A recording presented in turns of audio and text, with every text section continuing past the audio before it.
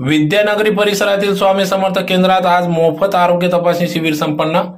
याबाबत वृत्त असे की धामणगाव येथील SMBT हॉस्पिटल व स्वामी समर्थ केंद्र विद्यानगरी यांच्या संयुक्त विद्यमानाने आज मोफत आरोग्य तपासणी शिबिर घेण्यात आले।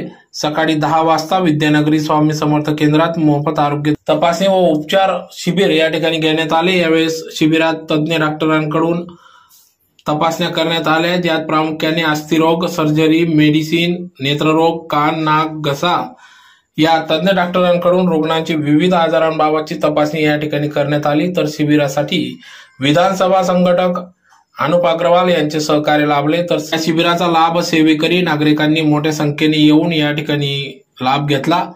तर मनपा प्रशासनाकडून आशा वर्कर्स यांच्या वतीने देखील आभा योजनेसंदर्भात कार्ड नोंदणी देखील या ठिकाणी करण्यात आली।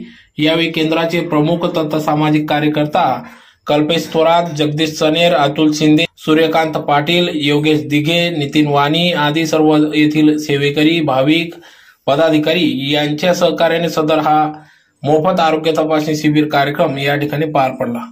हॉस्पिटल नाशिक आणि श्री स्वामी समर्थ केंद्र विद्यानगरी देवपूर यांच्या संयुक्त विद्यमाने मोफत सर्वरोग निदान शिबिर, उपचार शिबिर आपण आयोजन केलं आहे।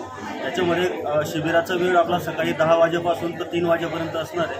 त्याच्यामध्ये आपण नेत्ररोग, हृदयरोग, मेडिसिन, ऑर्थो म्हणजे अस्थिरोग या प्रकारच्या रुग्णांवर आपण तपासणी करतोय आणि जर त्यांना पुढील काही शस्त्रक्रिया लागत असेल तर त्यांना आपण मोफत आपल्या SMBTला त्यांच्यावर उपचार करणार।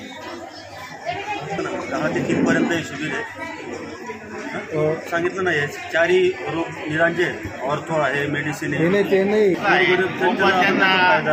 सुविधा मिळायला पाहिजे असं त्यासाठी शिबिर घेण्यात आलेलं आहे।